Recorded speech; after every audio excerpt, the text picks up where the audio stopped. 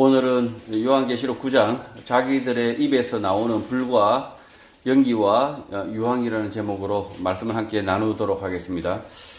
사도 요한은 7 천사가 7 나팔을 받아 차례대로 불었고 그 나팔 소리에 따라 차례대로 자연 재난이 일어난 것을 편지로 기록하고 있습니다. 이 나팔 소리는 결국 하나님의 심판, 예수 그리스도의 재림을 예고하고 있고 동시에 악인들에 대한 현재적 심판이 되고 있는 것입니다. 그런 예수를 믿는 성도들은 이런 불완전한 세상 속에 안주하지 않고 믿음을 따라 하나님의 나라를 소망하며 구원, 영생의 삶을 살아야 한다는 것입니다. 1절 다섯째 천사가 나팔을 불매 내가 보니 하늘에서 땅에 떨어진 별 하나가 있는데 그가 무저갱의 열쇠를 받았다고 합니다. 무저갱은 깊은 심연, 바닥이 없는 구덩이라는 뜻의 한자어로 영어 어비스, 지하세계, 이 땅의 지옥을 뜻합니다. 무저갱의 열쇠를 받았다는 표현은 로마 황제를 뜻할 수 있습니다. 하늘에서 땅에 내려온 별 하나라는 표현은 로마 당시 황제들에 대한 로마 시민들의 평가일 수 있습니다. AD 96년부터 로마에 등장한 황제 네르바, 트라이아누스, 하드리아누스, 안토니누스 피우스, 마르쿠스 아우렐리우스 5 황제를 오현제라고 불렀습니다. 그들로 인하여 팍스 로마나 전쟁이었고 로마 최강국의 시기를 보냈는데 그럼에도 불구하고 그리스도인 성도들은 핍박을 당한 것입니다. 이 무저갱의 열쇠를 받았다라고 했을 때 이 땅의 권세죠. 이 땅의 권세, 지옥의 권세를 받았다. 이들이 악한 황제들이라는 것을 알려주고 있습니다. 2절 그가 무지갱을 여니 그 구멍에서 큰 화덕의 연기 같은 연기가 올라오매 해와 공기가 그 구멍의 연기로 말미암아 어두워졌다고 합니다. 그들이 무지갱을 열었다고 합니다. 네르바 안토니우스 왕조로 볼 수 있습니다. 후대 로마 시민들은 당시를 평화의 새로운 시대, 최강국 로마의 시대, 현명한 황제의 시대로 불렀지만 화덕 구멍에서 연기가 올라와 해와 공기가 탁해졌고 그 구멍의 연기로 말미암아 어두워졌다. 복음 말씀이 가리워졌다는 것입니다. 지금 이 2절의 말씀을 보면 화덕에서 연기가 올라오고 해와 공기가 그 연기로 말미암아 어두워진 시대다. 어두워진 탁해진 시대다. 캄캄한 시대다라고 지금 말하고 있습니다. 그때 당시에 로마는 아주 제국 로마 가장 팽창기에 팍스 로마나 아주 로마의 전성기였죠. 그러나 그 시대는 아주 혼탁한 시대였다라고 지금 말하고 있습니다. 전혀 관점이 다르기 때문입니다. 3절 또 황충이 연기 가운데로부터 땅 위에 나오며 그들이 땅에 있는 정갈의 권세와 같은 권세를 받았다고 합니다. 황충들은 로마 당시 총독, 로마 중간 관리일 수 있습니다. 요한계시록에서 이 황충, 메뚜기에 해당하는 헬라어 단어는 아크리스이고 메뚜기 여치입니다. 우리말에 띄어봐야 벼룩이라는 말이 있습니다. 그들이 로마 황제의 권력을 등에 업고 있지만 별 볼 일 없는 존재, 메뚜기라는 것입니다. 두려운 존재가 아니라는 것입니다. 성도들은 그들을 두려워하지 말라고 메뚜기, 황충이라고 표현하고 있는 것입니다. 그때 당시에 로마가 최강국이었죠. 1세기 당시에 지구상에 있는 가장 최강국 로마의 그 관리들은 그때 당시에 사람들이 봤을 때 그 관리들, 중간 관리들을 얼마나 두려웠겠습니까? 그 시대에 모든 입법, 사법, 행정의 모든 권력을 가지고 있는 이 중간 관리들이 있었는데 그들을 이 요한계시록에서는 그냥 그저 메뚜기, 황충으로 표현하고 있다. 하나님 외에 그 누구도 이 땅의 권력은 그냥 메뚜기이고 황충이다 라고 지금 이야기하고 있다는 거죠. 오늘 시대도 마찬가지라는 거죠. 오늘 시대에 뭐 지구 최강의 미국의 대통령이든 아니면 그들의 뭐 국방부 장관이든 그들의 관리든 뭐 군대든 간에 그들은 뭡니까? 이 땅의 권력은 뭡니까? 메뚜기, 황충일 뿐이라는 거죠. 메뚜기일 뿐이다. 그런데도 불구하고 이 땅의 권력을 두려워하고 무서워하는 사람들이 있습니다.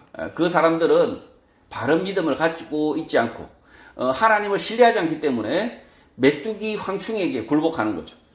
4절 그들에게 이르시되 땅에 푸른 것이나 각종 수목은 해하지 말고 오직 이마에 하나님의 인침을 받지 아니한 사람들만 해하라고 명령합니다. 이 구절은 조금 난해합니다. 땅의 풀, 수목들은 해하지 말라고 하면서 엉뚱하게 오직 이마에 하나님의 인침을 받지 아니한 사람들만 해하라고 명령합니다. 이렇게 상반되는 명령의 주체로 하나님, 마귀, 로마 황제 등으로 추적하면 딱 맞는 주체가 없습니다. 풀과 수목을 아끼는 하나님께서 인침을 받지 않았다고 사람을 해하라고 명령을 내리실 것 같지 않습니다. 마찬가지로 마귀가 풀과 수목을 아낄 까닭이 없습니다. 로마 황제 또한 풀과 수목은 아끼면서 믿지 않는 사람을 해하라고 명령할 까닭이 없습니다. 따라서 개역 개정의 번역은 바르지 않는 표현입니다.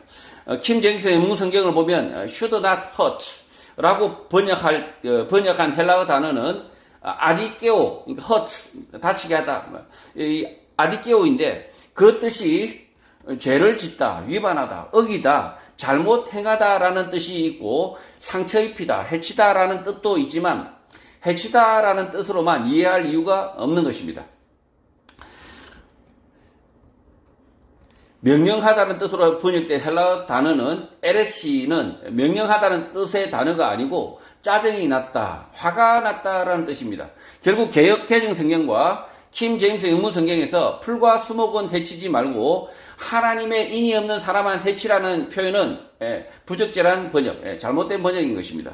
1세기 로마 당시 엄청난 건축이 일어나고 거대한 양의 석회가 필요하게 됩니다. 석회를 생산하기 위해서는 땔감, 나무가 필요한데 이탈리아 전역의 나무를 모두 소진하고 서유럽, 북아프리카와 같은 더 넓은 정복지, 속주의 나무들을 가져오게 됩니다.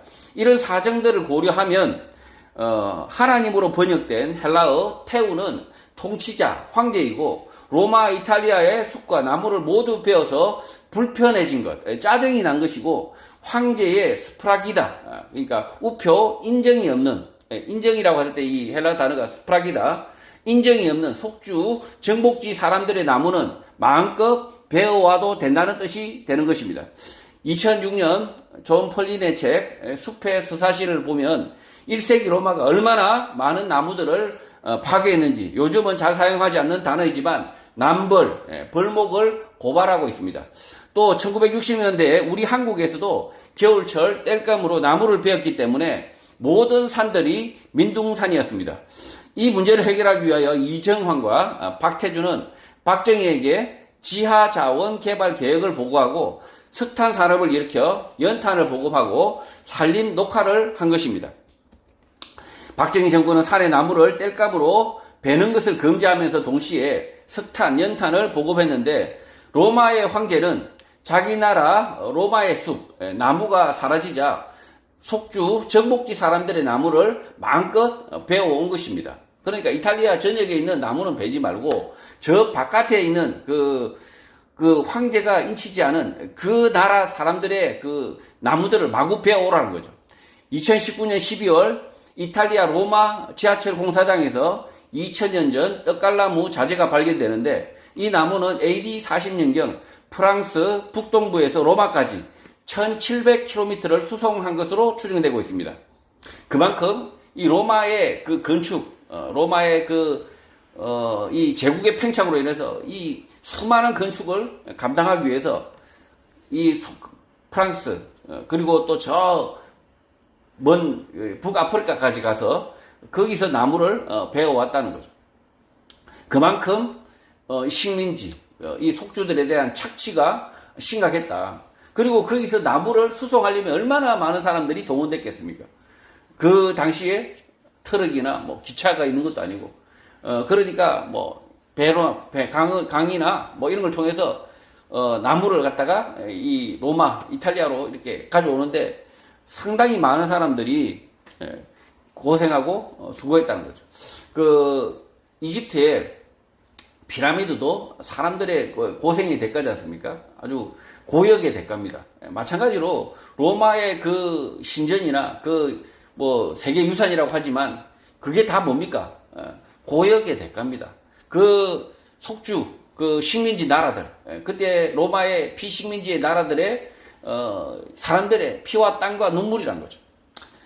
5절, 그러나 그들을 죽이지는 못하게 하시고 5달 동안 괴롭게만 하게 하시는데 그 괴롭게 함은 정갈이 사람을 쏠 때에 괴롭게 함과 같았다고 합니다. 이 로마의 이 패권 나라, 로마의 그 패권이 실제 로마 시민들에게는 안락한 도시 그리고 풍요로운 삶을 줬겠지만, 그러나 그 속주에 사는 사람들의 그 삶을 아주 그냥 정갈이 사람을 쏠 때의 괴롭힘과 같았다는 거죠.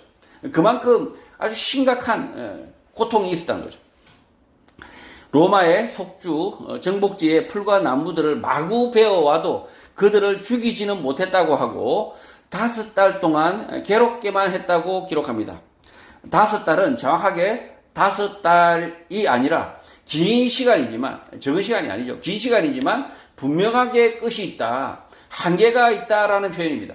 하나님의 섭리 아래에 있다, 하나님의 심판 아래에 있다는 표현인 것입니다. 이 로마의 제국의 권세가 수만 년 갈 것 같지만 그렇지 않다는 거죠. 불과 5달이다 라고 이렇게 이야기하고 있다는 거죠. 로마의 속주 정복지의 사람들은 5달 동안 괴로움이 정갈이 사람을 쏠 때에 괴롭게 함과 같았다고 합니다.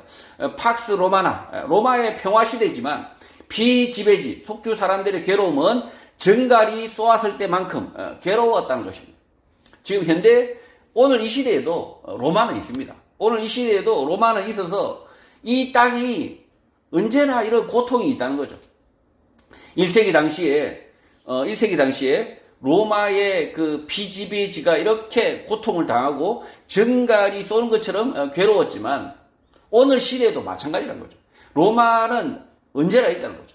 어느 시대나 이 땅의 사람들을 괴롭게 하고 힘들게 하고 어렵게 하는 그런 악한 나라, 악한 사람들이 넘쳐나는 게 이 땅이라는 거죠.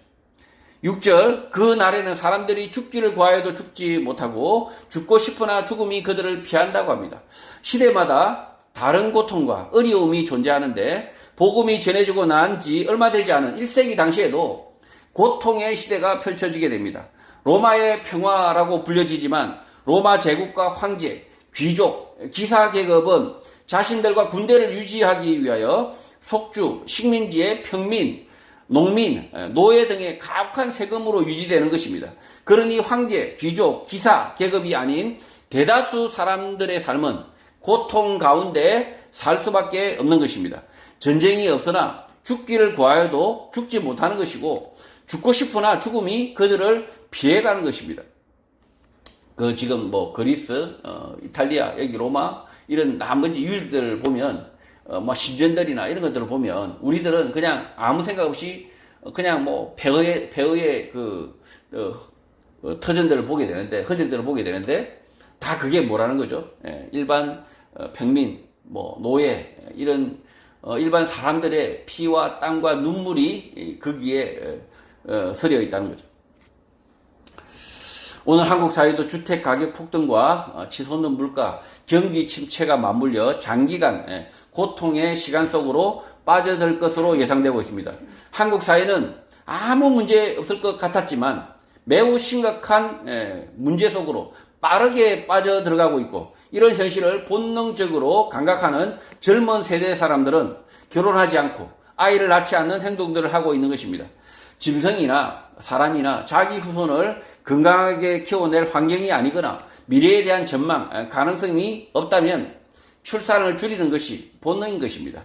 이런 시대를 오늘 한국교회 성도들도 함께 겪고 가야 하는 것입니다.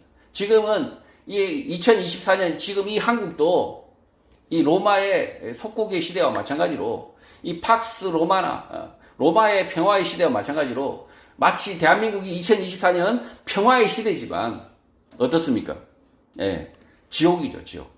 그 젊은이들이 지옥이 펼쳐졌다고 생각하죠. 그래서 헬 조선이라고 부르죠. 2024년 오늘 이 시대도 그 한국교회 성도들도 이 고난의 시대, 이 지옥과 같은 이 시대를 교회 성도들도 겪고 견뎌나갈 수밖에 없다는 거죠. 7절, 황충들의 모양은 전쟁을 위하여 준비한 말들 같고 그 머리에 금 같은 관 비슷한 것을 썼으며 그 얼굴은 사람의 얼굴 같다고 합니다. 황충 메뚜기의 재앙은 출애굽 당시 이스라엘 백성들이 목격한 사실이 있고 애굽에 닥친 메뚜기 재앙의 사실을 구약을 아는 유대인들은 매우 잘 알고 있는 것입니다. 출애굽기 10장에서 모세가 바로에게 이 메뚜기 재앙을 경고합니다. 출애굽기 10장 5절입니다. 메뚜기가 지면을 덮어서 사람이 땅을 볼 수 없을 것이라.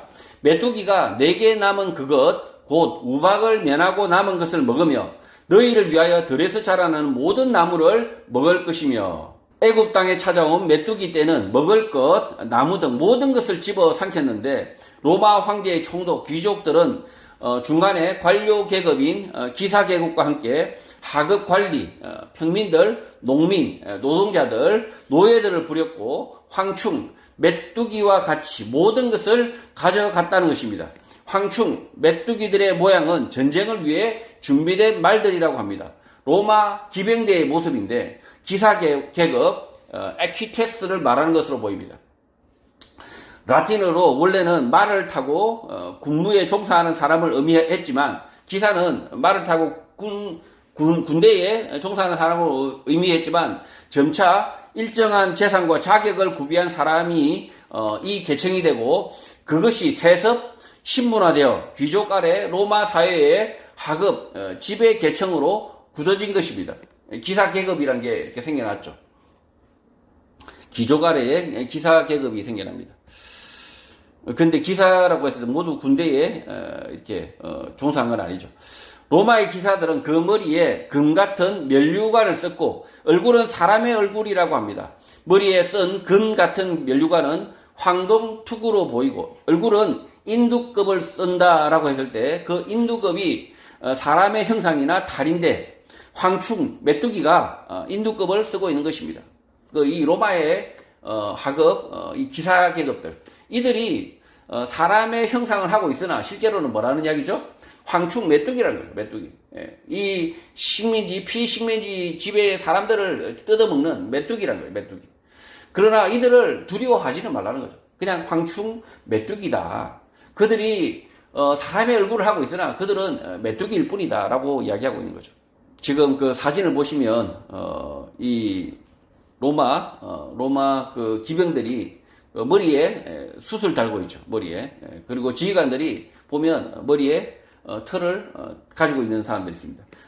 황동 투구를 쓰고 있는 사람도 있지만 머리에 마치 닭배설처럼 이렇게 털을 이렇게 가지고 있는 사람도 있습니다. 8절 또 여자의 머리털 같은 머리털이 있고 또 그 이빨은 사자의 이빨 같았다고 합니다. 로마 기병의 대장과 같은 지휘관의 투구에는 머리털 같은 장식이 있고 그 이빨이 사자의 이빨 같았다. 매우 사나웠다. 무력, 권력이 있었다는 것입니다. 그때 당시에 로마 당시에 이 기사 계급만 되어도 얼마나 무서웠나 매우 사나웠다라고 지금 요한계시록이 이렇게 기록하고 있는 거죠. 9절 또 철 호신경 같은 호신경이 있고 그 날개의 소리는 병거와 많은 말들이 전쟁터로 달려 들어가는 소리 같았다고 합니다. 로마 기사들, 기병들은 철로 가슴을 가려서 보호하는 호신경, 가슴 보호대, 호신경을 착용하고 적에 찌르는 칼이나 창을 막아내는 것인데 황충, 메뚜기가 그것을 하고 있다는 것입니다. 그 날개 소리가 많은 병거, 기마병들이 전쟁터로 달려가는 소리를 내었다는 것입니다. 이 메뚜기가 달려가는데 이 기마병의 전쟁터로 달려가는 소리와 같다. 이 메뚜기인데 그냥 그들의 기병들이라는 거죠. 사도 요한은 로마의 중무장한 기병을 황충, 메뚜기와 같다고 말하고 있는데 이것은 복음으로 인하여 그들을 전혀 두려워하지 않는다는 것입니다. 수많은 기병들의 이동의 소리들로 인하여 두려워해야 하지만 전혀 두려워할 필요가 없다. 그들은 황충, 메뚜기 떼라는 것입니다. 10절 또 정갈과 같은 꼬리와 쏘는 살이 있어 그 꼬리에는 5달 동안 사람들을 해하는 권세가 있었다고 합니다. 그들에게는 정갈과 같은 꼬리와 쏘는 살이 있었고 그래서 5달 동안 사람들에게 잘못된 힘, 부당한 권세를 보였다는 것입니다. 로마가 망했죠. 망했습니다. 그러나 어쨌든 5살 동안 잘못된 힘, 부당한 권세를 보이는 겁니다. 사람이 정갈에 쏘이면 신경독으로 인하여 극심한 고통에 빠져서 심하면 죽을 수도 있는데 그 로마의 관리들이 정갈 같다는 것입니다. 그러나 이 권세도 5달 동안만 계속된다. 하나님의 심판 아래에 있다는 것입니다. 5달은 짧지도 않은 긴 시간이지만 그 끝이 분명한 것입니다. 어려움, 고통의 시대는 있을 수 있으나 그 시대는 오래 가지 못한다는 것입니다. 한국 사회도 마찬가지예요. 한국 사회의 이 부패한 권력이 오래 갈 것 같죠. 아주 길게 영원히 될 것 같죠. 그렇지만 이 부패한 권력과 잘못된 권력, 타락한 권력은 그 시대는 오래 가지 못합니다. 반드시 종말을 구한다는 거죠. 11절 그들에게 왕이 있으니 무적행의 사자라. 히브리어로는 그 이름이 아바돈이요 헬라어로는 그 이름이 아볼루온이라고 합니다. 황충 메뚜기들의 왕이 있는데 그는 무적행의 심부름꾼이라고 합니다. 히브리어로 그 이름이 아바돈이고 헬라어로는 아볼루온, 아폴론이라고 하는 것입니다. 아폴론은 그리스 신화에 나오는 태양의 신, 예언 및 광명, 의술, 궁술, 음악, 시를 주관하는 신으로 로마 신화의 아폴로와 동일시됩니다. 아폴론의 아버지는 제우스, 어머니는 레토, 그 동생이 아르테미스, 달의 신으로 미국이 시작한 인간의 달 착륙 계획을 아르테미스 계획으로 부릅니다. 무적행, 끝없는 시면, 지옥의 심부름꾼, 왕의 이름을 사도 요한은 아바돈, 아볼루온, 아폴론으로 부른 것입니다. 아폴론이죠. 1세기 로마 당시 황제에 대하여 직접적으로 비난할 수 없는 상황에서 다신교 국가인 로마는 아폴론 신전을 여러 곳에 건축하였던데 대표적인 곳이 그리스의 델포이와 고린도 교회가 있었던 고린도입니다. 로마 권력이 떠받들었던 아폴론을 무적행의 심부름꾼으로 황충, 메뚜기 떼의 왕으로 칭하여 세상 권력은 아무리 강대해 보이나 아무것도 아니다. 아무것도 아니다라는 것을 가르쳐주고 있는 것입니다. 그냥 돌일 뿐이다. 우상일 뿐이다. 아폴론 그 동상일 뿐이라는 거죠. 한국 사회에서도 딥스, 일루미나티, 로스차일드 같은 거대 권력을 가진 자들이 있고 그들에 대하여 두려워하거나 숭배하는 사람들이 있습니다. 잘못된 생각입니다. 사도 요한은 황충 메뚜기 떼의 왕 아폴론 그리스 신화 우상에 지나지 않는다는 것입니다. 이 거대 권력, 중국, 미국 그 어떤 권력이라 할지라도 뭐라는 이야기입니까? 그냥 황충 메뚜기 떼의 왕 그 아폴론 그리스 신화에 나오는 그냥 돌덩어리 우상일 뿐이라는 거죠. 아폴론은 사진을 참조하시면 되고요. 아폴론 신전은 이제 흔적만 남아있죠. 그 사진 참조하시면 됩니다. 12절 첫째 화는 지나갔으나 보라 아직도 이후에 화 둘이 이른다고 합니다. 화로 번역된 단어 우에는 헬라어 단어 우에는 으아 같은 괴로움과 놀라움을 표현하는 감탄사 의성어입니다. 그래서 첫 번째 비명은 지나갔으나 두 번째, 세 번째 비명은 아직 남아있고 곧 시작된다는 것입니다. 사도 요한의 시대에도 그랬지만 1914년 시작된 제1차 세계대전이 끝나자마자 불과 얼마 있지 않아서 1939년 제2차 세계대전이 벌어집니다. 20세기에 두 번의 세계대전을 겪은 것입니다. 오늘 이 시대도 개인이나 국가 그 누구든 시련 없는 어려움이 없는 사람은 없는 것입니다. 사도 요한은 방금 막 비명의 시간이 지나갔지만 앞으로 이와 같은 비명을 지르는 시간이 두 번 더 있으니 빨리 좌절하라고 주신 말씀이 아닙니다. 비명을 지를 수밖에 없는 시간들도 앞으로 두 번으로 끝이라는 것입니다. 이게 한 번 이미 비명을 지르는 시간이 지나갔죠. 로마의 그 포갑의 시대가 지나갔습니다. 그러나 앞으로도 두 번 더 남았다. 재림의 때까지 하나님의 나라의 때까지 들어갈 때까지 모든 인생이 그렇다는 거죠. 모든 인생이 자기가 살아온 그 시간의 아픔도 있지만 그 아픔 이후에 두 번의 비명이 더 남았다. 참 이게 좌절하라고 주신 말씀이 아니라 한 번, 두 번, 세 번 유한하다는 거죠. 이 고통의 시간이 자기 인생에서 인생 고통의 총량은 유한하다는 거죠. 자기 자식을 잃어서 그리고 자기 가족을 잃어서 이 땅에서 비명을 지르지만 그 고통의 시간을 보내지만 그러나 그 고통보다 더한 고통도 자기 남은 시간에 또 겪을 수 있다는 거죠. 그게 이 요한계시록에서 말을 할 때는 그러면 이 땅은 모든 삶이 전 삶이 고통이라는 뜻이냐라는 것이 아니라 그 고통도 유한하다. 예. 그래서 그 두 번 끝에 하나님의 심판, 예수 재림, 하나님 나라에 들어간다는 것입니다. 시련이 적은 것은 아니지만 그렇다고 끝없이 많지 않다는 것입니다. 성도들은 끝없이 고통이 계속 될 것이다 라고 믿는 것은 믿음이 없는 것이죠. 고통은 곧 끝이 나고 하나님 나라에 반드시 들어간다. 이런 소망을 가져야 된다. 13절 여섯째 천사가 나팔을 불매 내가 들으니 하나님 앞 금제단 내 뿔에서 한 음성이 났다고 합니다.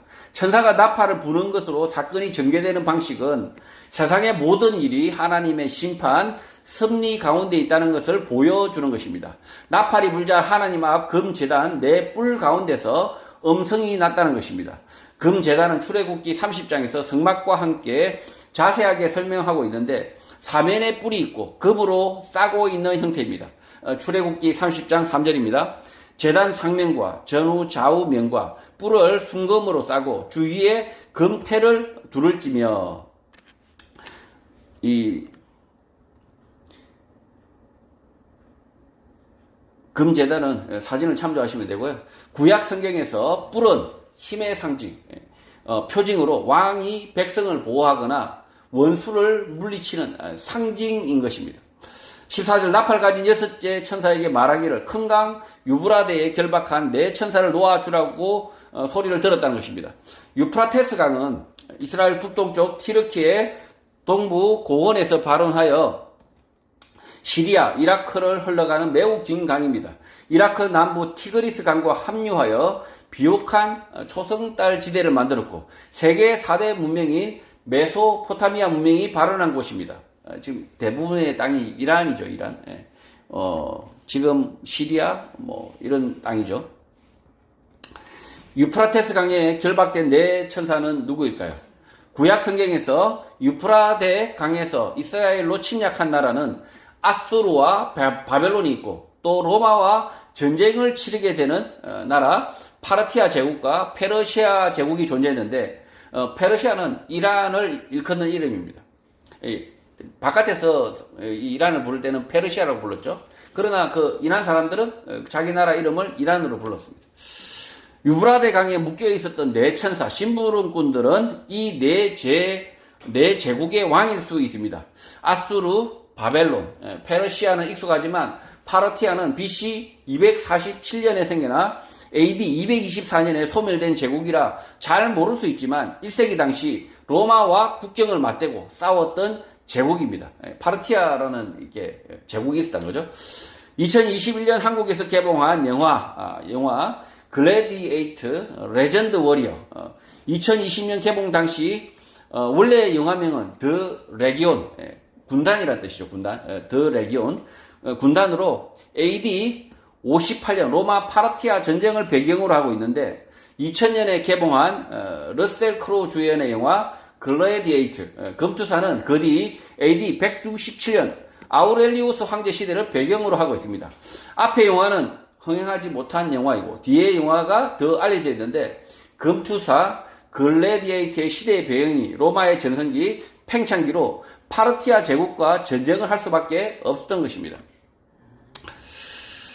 요한계시록에서 말하는 유브라데에 결박한 네 심부름꾼들은 과거 이스라엘과 싸웠던 아수르, 바벨론과 1세기 로마와 싸운 파르티아, 페르시아의 황제가 될 수 있는 것입니다.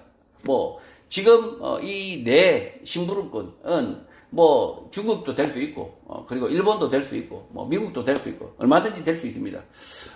근데, 그때 당시에, 이 요한계시록이 써졌을 때, 사람들이 생각하는 나라는 어떤 나라였을까라고 했을 때, 이런 나라들이라는 거죠.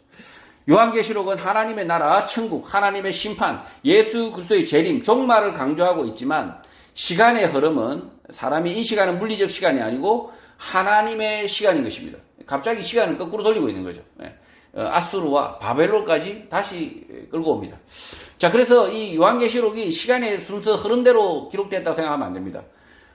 이 요한계시록의 흐름은 하나님의 시간이랍니다. 15절 내 천사가 놓였으니 그들은 그 년, 월, 일, 시에 이르러 사람 3분의 1을 죽이기로 준비된 자들이라고 합니다. 아수르, 바벨론, 파르티아, 페르시아 네 제국의 왕들이 내 심부름꾼이라고 한다면 풀려났다는 것은 제멋대로 통치하게 된다. 전쟁을 하게 된다는 것입니다. 이 얘들이 하나님이 전쟁을 하라 이렇게 한 것이 아니라 얘들이 제멋대로 이렇게 전쟁을 하게 된다는 거죠. 내 천사 심부름꾼들이 반드시 위 내 제국의 왕이 아닐 수 있지만 내 심부름꾼들은 세상의 왕, 권력자들을 일컫는 것이 분명합니다. 이 자들은 시와 날과 달과 년을 자기 자신을 위해 준비되어 있다. 그래서 사람의 3분의 1을 빼앗아간다, 죽였다는 것입니다. 모든 시간을 자신을 위한 전쟁 준비를 한다는 것입니다. 지금 여기서 이들이 내 심부름꾼들이 하나님의 명령에 의해서 전쟁을 하고 있다는 것이 아니라 그들이 제멋대로 이렇게 전쟁을 준비하게 되는데 그들이 일으킨 전쟁이 어떤 사람들에게는 심판이 될 수도 있고 그래서 하나님의 도구로 사용될 수 있다. 이런 표현이란 거죠. 1세기 당시 전쟁에서 패전하는 쪽은 죽거나 포로가 되거나 패퇴하게 됩니다. 전쟁이 얼마나 격렬한지 사람 3분의 1이 죽었다는 것입니다. 6.25 한국 전쟁 당시 국군은 130만 명이 참전하고 14만 명이 사망한 것으로 집계되는데 대략 10분의 1입니다. 아주 한국 전쟁이 격렬했죠. 그런데도 10분의 1만 죽었습니다. 근데 그 1세기 당시에 3분의 1이 죽었다. 그 전쟁이 얼마나 참혹했는지 설명하고 있는 거죠. 6.25 전쟁 속에서도 부상을 입거나 포로가 되어도 10분의 9는 살았는데 3분의 1이 죽었다면 매우 참혹한 전쟁인 것입니다. 자기들끼리 서로 죽고 죽이는 일이 벌어지는데 이 또한 하나님의 심판 아래에 있다는 것입니다. 이 땅의 일이 하나님께서 다 계획하고 계신다는 뜻이 아니라 그들의 악행들을 하나님이 이 심판의 날까지는 내버려 두신다라는 표현이 맞다는 거죠. 16절 마병대의 수는 2만 만이니 내가 그들의 수를 들었다고 합니다. 기병대 마병의 수가 2만 명과 1만 명인데 내가 그들의 수를 들었다고 합니다. 2만 명에 해당하는 헬라어 단어는 디스미리히이고 1만 명에 해당하는 헬라어 단어는 미리아스인데 이 두 단어를 열거하고 있어서 2만 명과 1만 명을 열거하고 있어서 두 부대로 생각해 볼 수 있는 것입니다. BC 53년경 유브라데 강에서 올라온 파르티아 기병들은 로마 보병 부대를 카레이에 끌어들여서 3만 명을 전사시키게 됩니다. 로마 군대는 5, 600명 부대 10개가 모여 5, 6천 명 한 개의 군단으로 구성되고 1세기 로마는 28개 군단, 전체 14만 명 정도가 있었던 것으로 알려져 있습니다. 그러니까 로마 28군단 가운데 6개 군단이 괴멸된 것입니다. 아주 처참하게 진 거죠. 3만 명이나 이렇게 죽었다는 것은. 17절 이 같은 환상 가운데 그 말들과 그 위에 탄 자들을 보니 불빛과 자줏빛과 유황빛, 호신경이 있고 또 말들의 머리는 사자머리 같고 그 입에서는 불과 연기와 유황이 나왔다고 합니다. 사도 요한은 기병들 말을 탄 군인의 모습을 자세하게 보게 되는데 그 가슴에 장작불 형상이 새겨져 있고 불타는 장작불이 이렇게 붉게 새겨져 있고 자줏빛, 유황빛, 호신경, 가슴 보호대를 하고 있었다고 합니다. 또 말들의 머리는 사자머리처럼 보였고 그 입에서는 불, 연기, 유황이 나왔다고 합니다. 말을 철갑으로 보호하면 사자머리처럼 보일 수 있고 유황을 태워 독가스로 적을 괴롭힐 때 불, 연기, 유황이 나올 수 있었던 것입니다. 당시 로마 군대가 아니라 다른 나라 군대라는 거죠. 생소한 나라 유브라데 강 근처에서 올라온 철갑 부대의 모습을 설명하고 있는 것입니다. 이 유황을 태워서 독가스로 이 사람을 이렇게 괴롭힌 것은 이 중동에서부터 시작됩니다. 그리고 나서 나중에 훗날 임진왜란 때도 이렇게 유황을 태워서 막 이렇게 가스로 공격한 그런 모습들이 있다고 하죠. 자, 그래서 지금 이 유황 연기, 불 이런 것들을 보면 그때 당시에 로마와 싸웠던 다른 기병의 모습을 설명하고 있습니다. 다른 기병의 모습을 설명하고 있으니까 이게 좀 이상할 수 있는데 실제로는 이들이 제국이 멸망을 해버려서 기록이 잘 남아있지 않는 거죠. 이 파르티아 제국도 멸망을 해버려서 없는 거죠. 18절 이 세 재앙 곧 자기들의 입에서 나오는 불과 연기와 유황으로 말미암아 사람 3분의 1이 죽임을 당했다고 합니다. 헬라어 원문을 보면 불, 연기, 유황으로 인하여 사람의 3분의 1이 되돌려 주었다. 대가품이 있었다는데 그 이유는 그들의 입에서부터 나온 불, 연기, 유황 때문이라는 것입니다. 전쟁터에서 사용된 유황 독가스, 불과 연기와 유황은 위의 구절에서 설명을 이미 했고 사람들이 실제 죽는 이유는 사람의 입에서 나오는 불, 연기, 유황 때문이라는 것입니다. 지금 이 전쟁터의 유황을 말하고 있는 게 아니라 18절의 이 유황은 사람들의 입에서 뿜어져 나오는 불, 연기, 유황이라는 거죠. 입에서 불, 연기, 유황을 뿜는 사람들이 있는데 이렇게 독가스를 뿜는 사람도 있죠. 거짓말, 비진리를 내뿜는 사람들입니다. 이들이 내뿜는 비진리, 거짓말들은 사람들을 죽게 만듭니다. 오늘 한국 사회도 사람들이 내뿜는 비진리, 거짓말들로 인하여 나라가 죽어가고 있는 것입니다. 이 잘못된 가르침, 비진리, 거짓말이 마치 전쟁터에서 유황불로 공격하는, 독가스로 공격하는 그 모습과 같다는 거죠. 예쁜 말, 바른 말, 예의 바른 말, 점잖은 말을 해야 한다는 것이 아닙니다. 막말, 거친 말이 문제가 아니라 불, 연기, 유황 같은 거짓말, 비진리가 사람을 죽이는 것입니다. 이 막대 먹은 소리가 사람을 죽이는 것이 아니라 아주 달콤한 말이지만 거짓말, 비진리, 잘못된 가르침, 성경의 말씀이 아닌 것, 사람이 지어낸 것, 이런 것들이 사람을 죽이는 유황불이라는 거죠. 독가스라는 거죠. 19절 이 말들의 힘은 입과 꼬리에 있으니 꼬리는 뱀 같고 또 꼬리에 머리가 있어 이것으로 해한다고 합니다. 전쟁터에서 철갑을 두른 기병의 말의 입에서 불, 연기, 유황이 뿜어져 나와 사람을 해쳤던 것처럼 그들의 힘은 사람의 입과 꼬리에서 나왔다는 것입니다. 또 그들의 꼬리는 뱀과 같은데 머리까지 있어서 사람을 해친다는 것입니다. 지금 이 꼬리와 입이 있어가지고 뱀처럼 사람이 뱀이 된 거죠. 뱀이 되어서. 그 사람의 말이 얼마나 이 거짓말이 사악했으면 뱀 대가리, 그리고 꼬리가 있다는 거 아닙니까? 그들의 말이, 그들의 말을 보면 그 말이 앞에는 뱀이고 뒤는 꼬리가 있는, 아주 얼마나 교묘했으면 뱀이라고 표현하고 있습니다.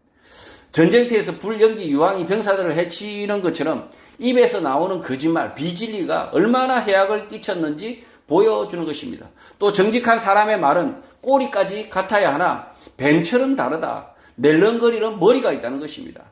사악한 사람들의 말, 거짓말은 뱀처럼 징그럽다는 것입니다.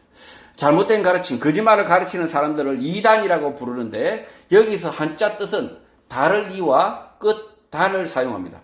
거짓말 비진리는 처음과 끝이 같지 않다는 것입니다.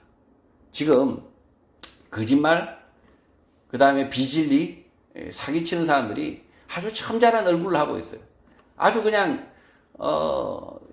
좋은 말, 예쁜 말만 골라서 하고 있지만, 그러나 그들의 말의 머리는 뭡니까? 뱀대가리고, 그들의 꼬리는 뭡니까? 뱀꼬리라는 거죠. 그래서, 잘못된 가르침, 거짓말, 비진리를 말하는 사람들은 이 유황불과 동시에 그 사람을 해치는 그 전쟁터에서 사람을 죽였던 그 독가스와 같은 아주 흉측한 사람들이고 뱀 같은 사람들이라는 거죠. 20절 이 재앙에 죽지 않고 남은 사람들은 손으로 행한 일을 회개하지 아니하고 오히려 여러 귀신과 또는 보거나 듣거나 다니거나 하지 못하는 금, 은, 동과 목석의 우상에게 절했다고 합니다. 이 구절도 난해하게 번역되어 있는데 헬라어 원문과 킹제임스 영문 성경을 참조하면 어떤 사람은 말로 인한 죽음, 비진리, 거짓말로 죽지 않고 살아남았지만 비진리, 거짓말 속에서 살아남았지만 손으로 행한 일을 회개하지 않았다고 합니다.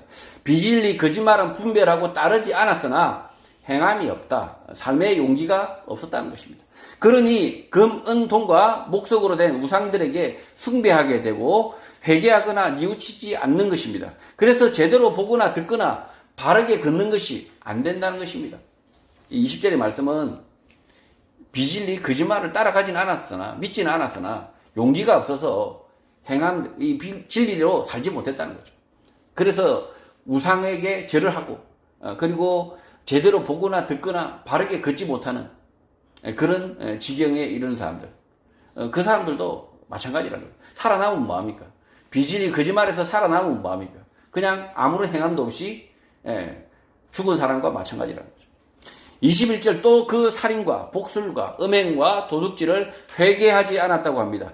입에서 나온 거짓말, 비진리를 따르고 행함은 없거나 머리와 꼬리가 다른 뱀과 같은 사람들은 살인, 주술, 음행, 도둑질을 회개하지 않는다는 것입니다. 이 살인, 복술, 음행, 도둑질 뭐 하는 자들입니까? 그들이 거짓말하는 자들, 그리고 비진리를 가르치는 자들, 그리고 행함이 없는 자들, 이런 자들이 살인과 복술과 음행과 도둑질을 한다라고 지금 이야기하고 있는 거죠. 성도 여러분, 어지러운 세상 가운데 예수 그리스도를 믿는 성도들은 오직 하나님의 말씀, 예수님의 말씀, 진리만을 쫓아서 말을 하고 또 다른 이웃을 가르쳐야 합니다. 또 그 말씀 진리를 전하고 가르칠 뿐만 아니라 그 말씀 진리대로 삶을 살아야 합니다. 행함이 있어야 된다. 말뿐이고 삶의 꼬리가 다르다면 뱀들과 같은 것입니다. 예수원교회 성도들은 악한 세상 가운데서도 말씀 진리를 따라 말하고 행하여 하나님 나라에 들어가 영생하는 성도가 되시기를 주님의 이름으로 축복합니다.